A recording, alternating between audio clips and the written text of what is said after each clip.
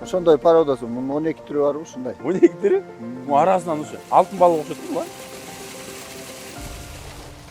Туугандар. Ана. Сонкен сүйөт силердики. Сал бериң ой. Туугандар балык.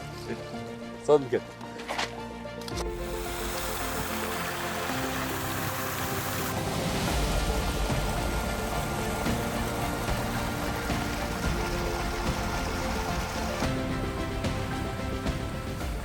Азыр учурда килограмм канча? 600дөн сатып атабыз. 600дөн сатып атат ошол жерден. Розница. Биз 620дан 1,5 килограммдан жогорукуларын жана Дасаевдардын хозяйствосунан алып Россияга экспорт кылдык да. Мына корм мындай болду, корм.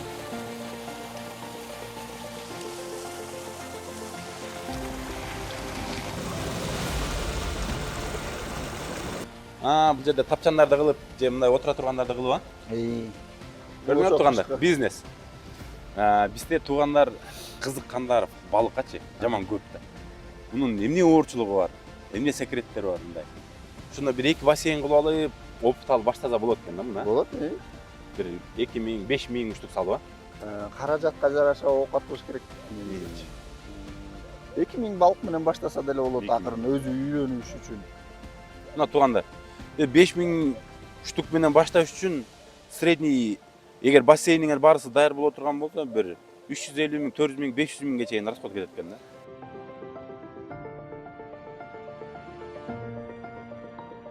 Şu kışında десертке силерге балык, форель хозяйство боюнча да тартайлы деп чечтик. Азыр ушу Алмаз деген байкенин чоң өрүктүдө, ысык суунун жанында Алмаз деген байкенин хозяйствосуна келдик. Алмаз байкенин хозяйствосун тартып көрсөтөбүз. Балыкты кантип өстүрөт, бул байкем кантип өстүрүп атат, кандай кормдарды берет, кичине секреттер менен бөлүшүп кетебиз. Жүрлөн Алмаз байкеге барайлы. Салам алейкум. Салам алейкум. Кандай Алмаз байке? Жакшы Жакшыбы? Иштериңиз жакшыбы? Биз атайын ушул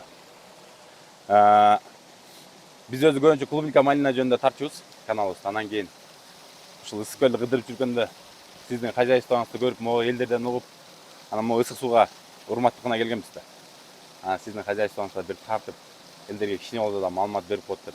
Сизди бул жакта ысык көлдө опытный балыкчылардын бири дейт. Көп жылдан бери өстүрөбүз, Өзү кайсы жылдары баштагансыз? 2010-жылы башталган да. 2010-жылы? Ооба. О 2010дон бери балык багасыз. Ооба. Бул хозяйствону ачканыңызга канча болду? Бул былтыр башталган. Былтыр өзүңүз баштагансыз, Жо биякта дагы напарниктер бар. 2 кишиден болот бияк. 2 киши турат. Нурлан деген бала бар. Ал да ошо өркүнүн кулуну. Ошол болуп, ошол инвестировать этет. Сиз карайсыз? Мен карайм. Жүрүңүз да көрөлү балыктарды.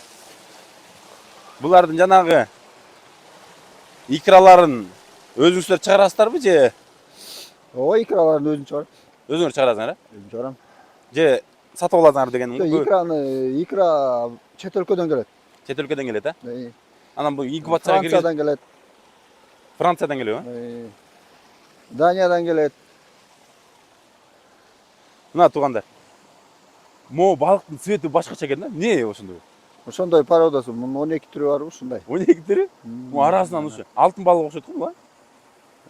Бул ошондой көбүчтөн бир адашып келгендери бар да. Адашып келгендери бар экен да. Бул икра былтыр ошо Франциядан келген да. Франциядан алып келдиңер беле? Бул жакта икрасын алып келип туруп, тоңдурулган бойдон келеби? Бул кандай келет? Бир 2 плюс 2 градуста келет, почти что замороженный. Анан ошол жактан Анан инкубацияга киргизесиңер. Инкубацияга киргизебиз, ушул жерден чыгарып алабыз. Анан артка калганын өзүбүзгө алып калабыз, артканын сатабыз деген. Жакшы экен да. Бул суу жерден чыкканбы же агып келеби? Булар баары жок, жерден чыккан. Бүктөп чыгарыңар. Ооба. Могу мисалы үчүн насос менен агып турат могу жерде 1-2. Калгандарынын баары өзү самотек менен чыгат. Самотек менен чыгат, Буларды кандай мындай немелеринге бөлгөнсүңөрбү?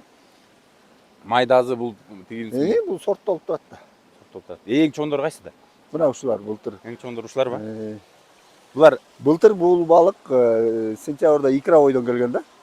былтыр сентябрда икра ойдон келген болсо 1,5 жыл болду. Сентябрдын аягында, ноябрда. 30-да, сентябрдын 30-да ноябрь десек болот да. Ноябрда келген. 1 жыл 3 ай болуп атабы жерде. Ноябрь, декабрь, январь. 1 жыл 3 ай. Азыр монун килограммы бирге жете элекпи? Да, ашкандары бар. 1,5 bundan сатып салганбыз. Муну соттоп сатып чоңдорун сатып ийгенбиз. Силер муну көбүнчө экспортко кетирип кеткендер. Силер бул жерде өзүңөр ысык суудагыларды жеп кеткен да. Ысык суудагылар келе берет да. Азыркы учурда килограмм канча?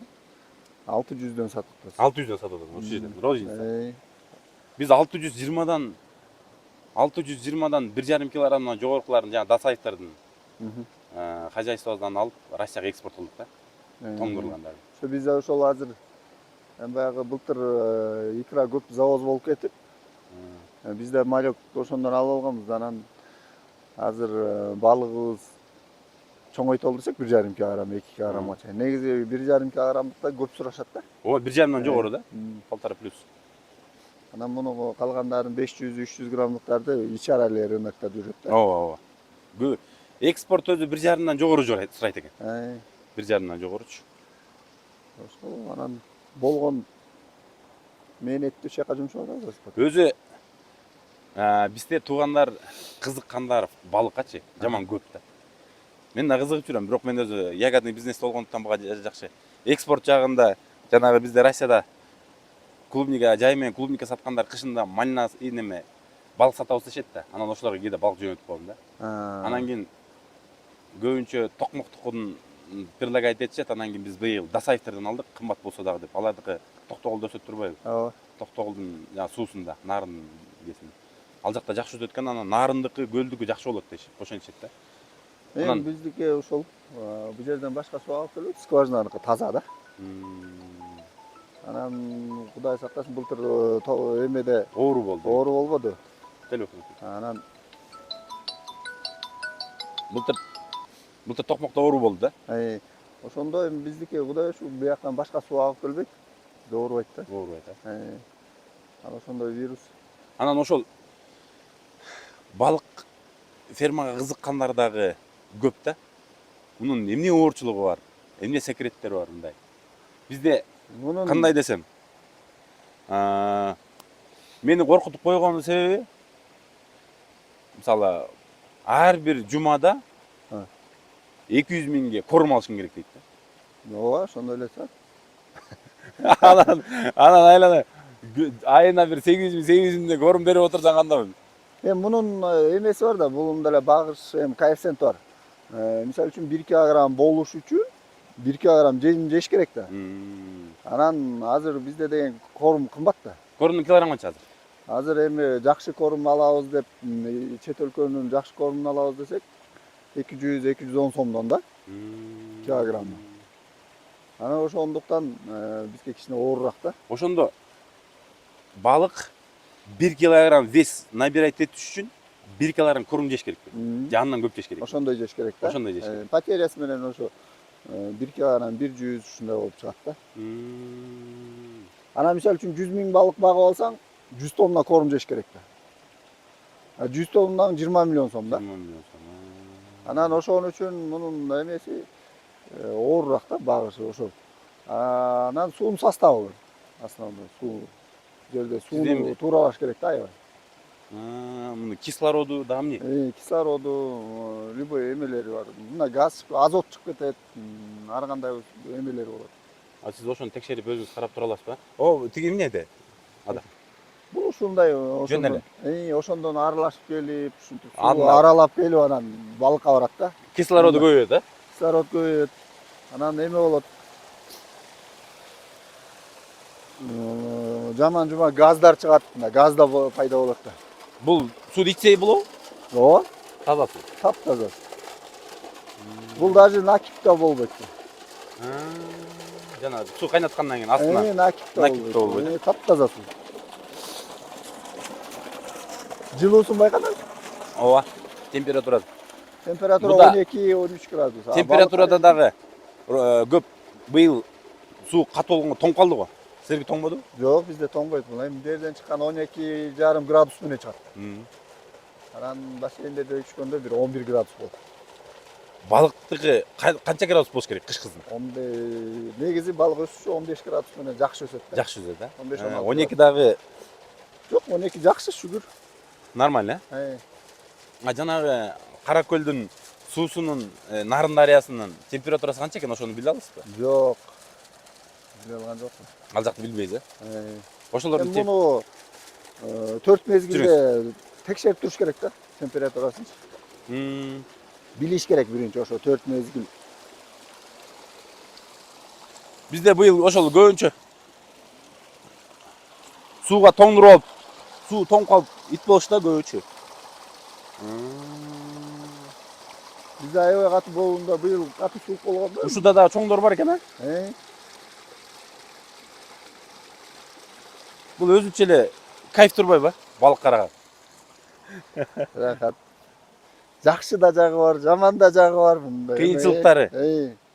Бул эми тирүү жандык да, бирдеме болсо Көбүрөөк акча талап кылынат экен да. Ошонусу бар. Көбүрөөк акча талап кылынат экен. Мисалы, муну эми мисалы азыр силерде бассейндер көп экен да. Ушундо бир 2 бассейн кылып алып, опыт алып баштаса болот экен да муну. Болот, Бир 2000, 5000 үчтүк салып, а? 5000 үчтүк салып. Ошонтип акырындык менен көтөрүлүп иштеш керек. Мен мисалы үчүн көбүрөөк жылдык опыт болгон үчүн бу жака келгенде батыраак алып кеттик да бул жерди. Рисковать этип сразу эле. Эң биринчи баштаганда бир 4000 балык менен баштаганбыз. Анан ошонто туруп анан тиги ала балыкта тиги бир тууган агамыз. Биякта болсо ошондон кийин анан мен бияка чыгып кеттим. Ала балык байкеңиз тиги жакта, ал жактан сиз опыт алып бул жака келипсиздар. Ошону а жерде опыт деле алгандай деле оокат болгон эмес да, жөн аяктан азабын жегенбиз да. Аякта температура кышкысын тоң болот. Бир 500 метрден муз чакчыбыз. Ошончо азап менен өстүргөнбүз да аякта. Эми бияк Кудайга шүгүр жеңил. Бул жакта баягы бүгүн катуу суук болгондо деле тоңгон жокпу? Жок, бул жерден буу чыгып жөнү Тоң калса балык өлүп калабы? Жок, суу кирип чыгып туруш керек да.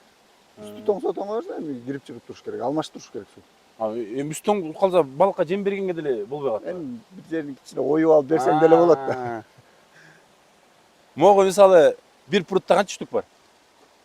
Примерно мындай салганыңызда канча салдыңыз? Мо чоңдору бир 4000 ушундай да. Могунун ичинде 4000 штук бар, а?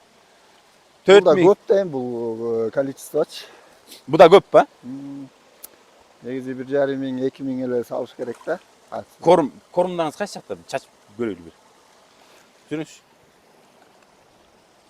Немеси анда моундай пруттан бир экөөнү кылып, 4000ден 8000 салып, акырын караса болот экен да. Сразу көбөйтпөйчү, опыт алып, а? Кээ бирөө мындай түшүнүк болуп калат.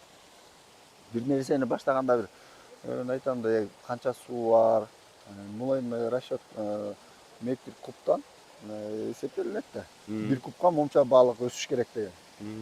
Анан суу, момча суу болуш керек деп, ошолорду окуш керек да негизи. Өзү могу да тонкость да? Могу суу чачырап турган.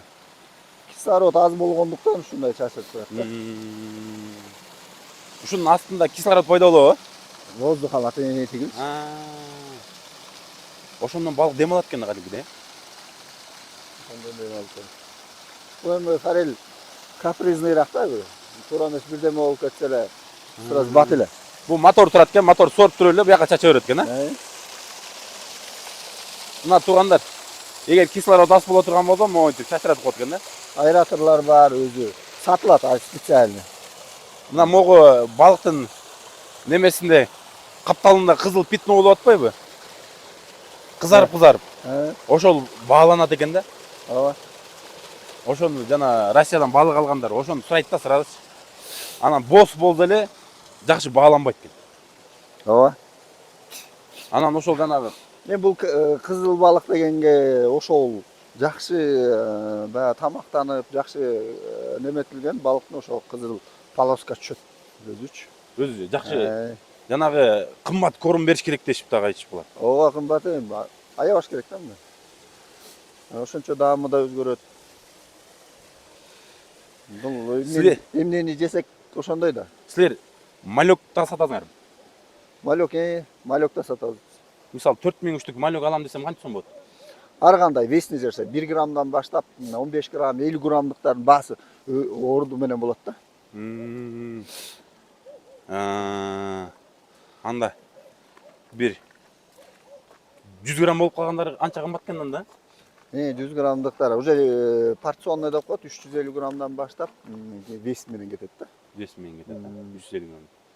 300-350 грамм уже вес менен кетет да. 50 граммдыктан мисалы 5000 үчтүк алсак канча сом болот?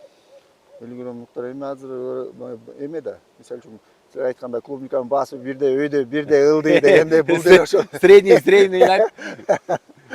Средний айтыңчы, себеби дегенде неме да? Азыр бизде Россияда көрүп аткан подписчиктер ошол нерсе менен баштап кете албай расчётун алыш керек да.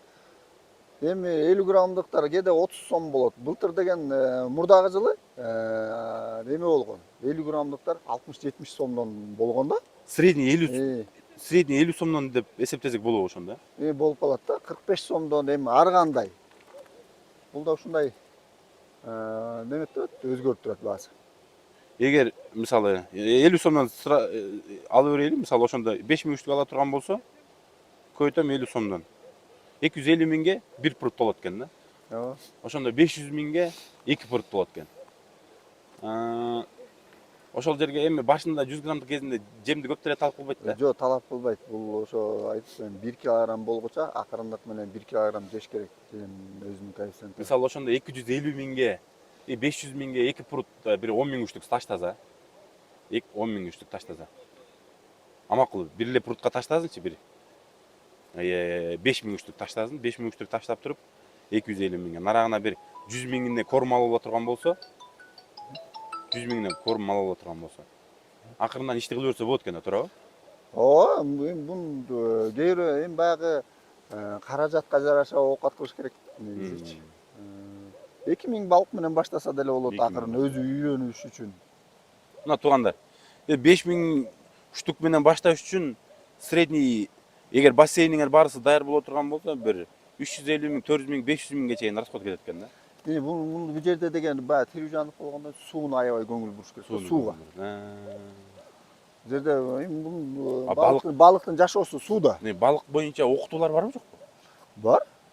Ыктыолоттор бар, окутат. Мени мисалы үчүн могу каракол балыгынын Аламанов Эсендин байке үйрөтчү да ошол. Анан могу жерде бир Акыл деген байкебиз бар болчу, ал каза болуп калды.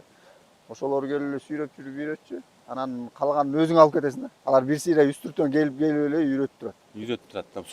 Суудун нормасы мындай болуш керек, тигиндей болуш керек, составы мындай болуш керек да. Обязательно обшолордун көңүл буруш керек экен да. Эми бир сыйра башынан өткөрүп алгандан кийинкисинде уже көбөйтүп кетсе болот экен.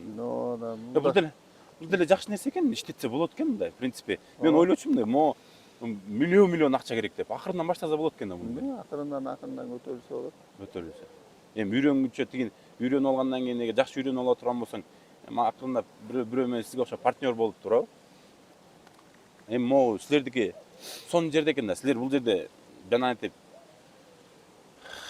экспортко чыгарбайт экенсиңер. Бул жерде өзгөрдөн эле артпайт экен да.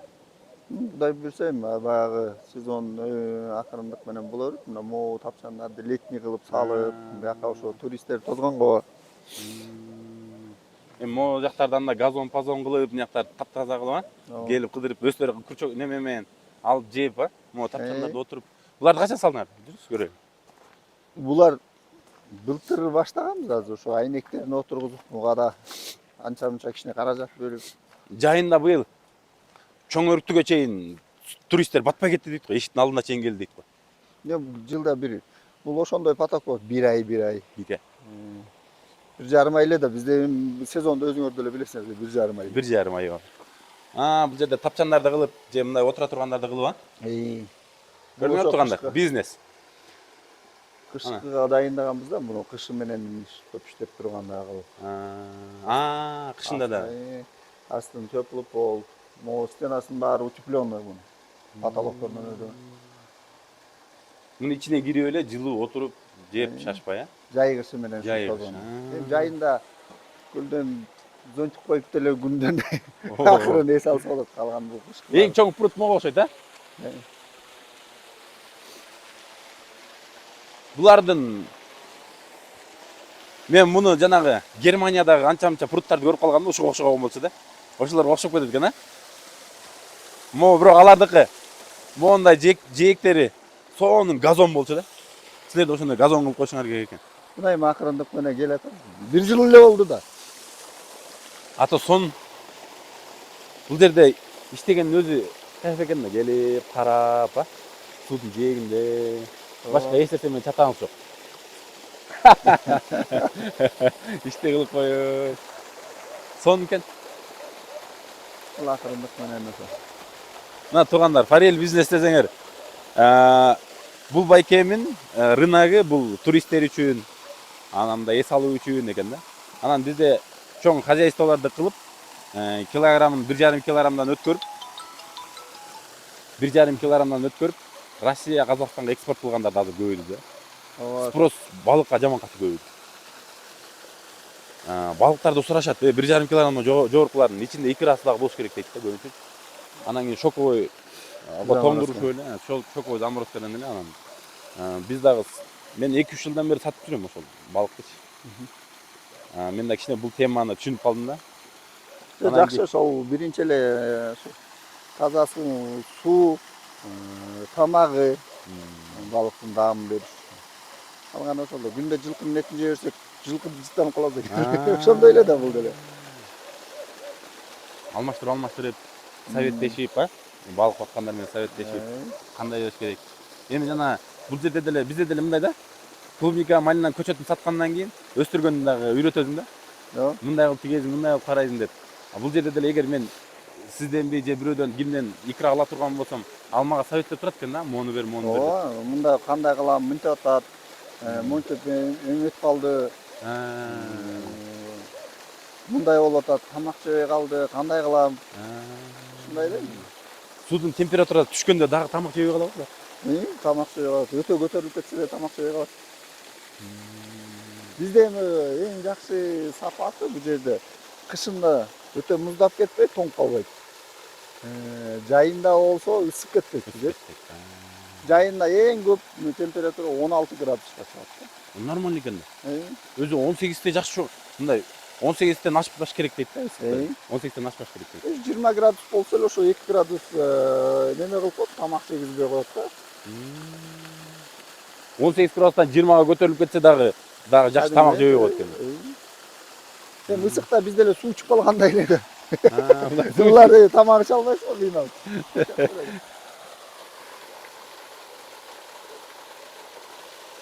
Светнойлорду салбайсызбы? Эми салабыз эми. Светнойлорду. Эми ошолор да кызык да мындай туристтерге көргөнгө. Эми акырындык менен расширение кылып, ошо. Дагы чоңойтосуңарбы? Дагы чоңойтобуз, территориябыз бар. Территорияга тиги тартылып турган жерге чейинби? Ошол экен акырындык менен чоңойтуп. План боюнча мо ылдыйкы чычырканактарды да алып атпыз, ал жакка дагы тапчандар койлобу? Жок, ал жерде куурагандар бар болчу да, анан эмелерин тазалатып аткан. Чтоб таза болуш үчүн. Таза. Анан көлгө жакында 150 метр. Анан ошо 150 метр жерге барып, туристтер жактан балык берсе, көлгө түштү. Прямой барып келген, а? Жол эле ачып. Жол. Сон болот экен. Былтыр баштаган болсоңуз, быйыл ушунча нерсеге жетишсеңиз сон экен. Вообще хозяйствоңар сон экен. Эми силердики мындай туристтерге арналган үчүн мындай жолдору эми жакшы дагы келе экен. Анан башка балык баккан жерлерде алар итти коюп анан кийин закрытый кылып эле ичинде бассейнге кармашып атпайбы? Токмоктон да көп көрдүм пруттарды. Бирок силердикиндей эмес, силердики жакшы экен. Буюрса акырындык менен келет. Мында бассейндерди круглый кылып көбүнчө бир туристтерге арналган экен да. Жакшы амыз байке. Эми бул жерде туугандар көбүнчө сууга көңүл буруш керек экен. Ошол суу 18 градустан жайыксын ашып кетпеш керек экен. Кышкысын канчадан? Эми кышкысын 6-5 градуста деле балык тамак жейт, бирок Emedeki değil mi? 15-16 gradus'a kadar diyor işte. Tamak jegen azayıp kalıp, kilogram koşpay kalıp eкен da. Çoğu öğret bir yerde. 10 gradus jakşına kayla öse öğret. Jay kısım bilen öse öğretti. Bizde oşonu soğutuşta misal üçün tokmak şaktıkı jayında ıskıret. Alar oşonu soğut problem var. Ança bunça yerlerde misal üçün yerlerde toң kalat. Özgördüre göre toң kalıp oşonu kıynalat. Şu ben de aytmadım. Böyle jakta toğunun möngünün suusu köpçülük oşonda bolat da möngünün suusu. Alыстан agıp kelgenge o muzdayt da. Biroq ayakta kislorod aябай көп болот да. Агын сууда? Kislorod көп болот. Анын эң жакшы жери ошол. Эми тоонун суунун бунун казып чыгарган суудун экөөнүн ар жердин өзүнүн преимуществолору бар экен да. Бунуку кышкызын тоңбойт, жылуу жакшы болот экен. Өтө муздап кетпейт. Мунун ичине. Экөөнүн тең эми мээнет кылган киши баары табат. Табат да. Табат жол. Туугандар, жем чачып көрбөйбү? Жем чачып чечкенде. Бир экөөнү мындай чыгарып көрсөк болот да. Кайра салып койгонго. Ооба.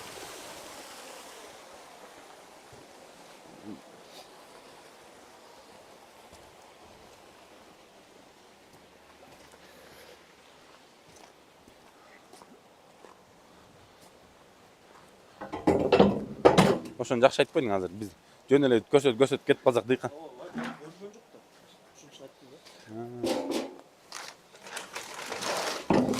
Муну орто ченіне кошушуң керек.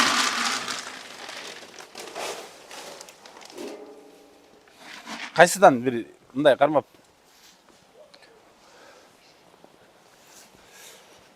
Булар майдараак экен,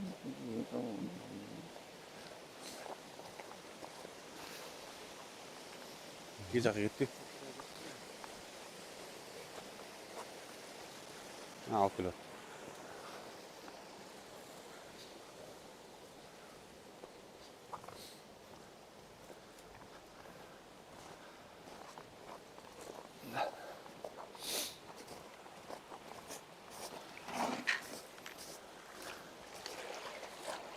Тарты. Özün karmayısın, cemen karmasın. Karmay ben. Mınдай эле чыгардыңыз? Туугандар. Ана. Сонкен сүйөт силердикин. Сал бериң койду.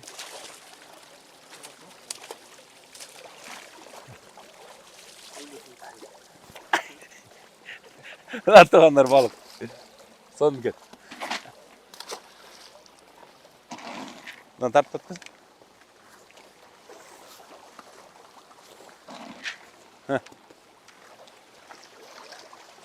Жүрчү оны майдалараактарына көрөйүн.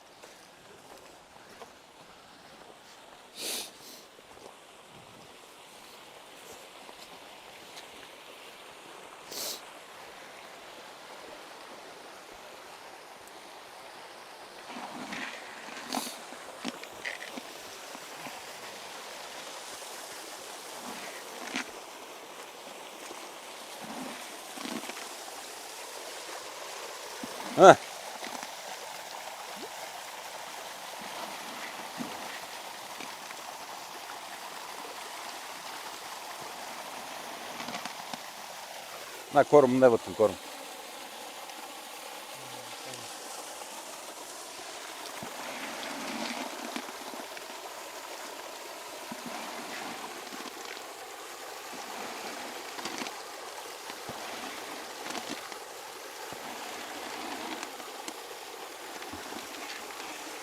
Tamak bergen leys aldırат da kişinç. О.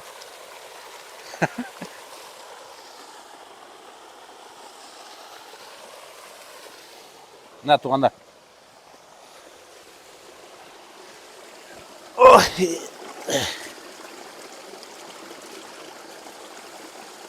Çıkan jana skvажинадан çıkan su menен bu suunun ayırmasını sezdingmi? Ооба. Тиги жылуураак экен. Бул муздап калыптыр. İçine muzdayt da şoçun çırakıp 1,5 gradusda ularga rol oynayıp turat da. 1,5-2 gradus bolsa da. Бул жактарына да салып турбайсыңар. Бар. Буларды бетондо койгонсуңарбы? He. Мындай эле. Туугандар, ушул жагында да бар экен. Короче, бул жерде балык кененчилик экен. Мына бул жерде дельфин деген ысык суу бар. Ушул жерге келип ысык сууга жатып эс алып, жанында эле форельный хозяйство бар экен. Кече күнү биз бул Алмаз байкенин балыгын жедик.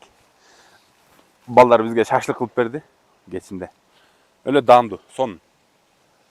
Ушинтип эс алсаңар болот экен кыш кызын. Балык бизнес кылсаңар болот экен мына. Алмаз байке спокойно, башка эч нерсе менен чатагы жок. Итти байлап койгон балыктарга жем берип коюп эле тирлик кылат экен. Рахмат Алмаз байке, ден соолукта болуң. Ишиңизге ийгилик. Келип тургула. Болду. Силерге да ишиңерге ийгилик.